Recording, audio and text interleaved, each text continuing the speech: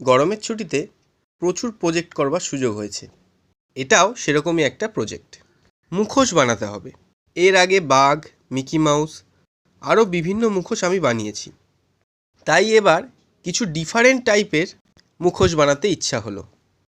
তাই সিকিমের এই বিখ্যাত মুখোশটা বানাবার চেষ্টা করলাম। প্রথমে ছবি দেখে দেখে এঁকে নিয়েছি।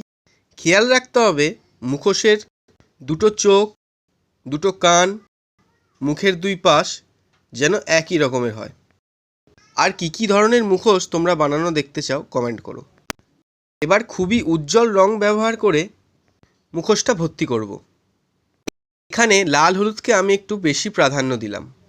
ডিটেলিং কমপ্লিট হয়ে গেলে কাঁচি দিয়ে কেটে নেব।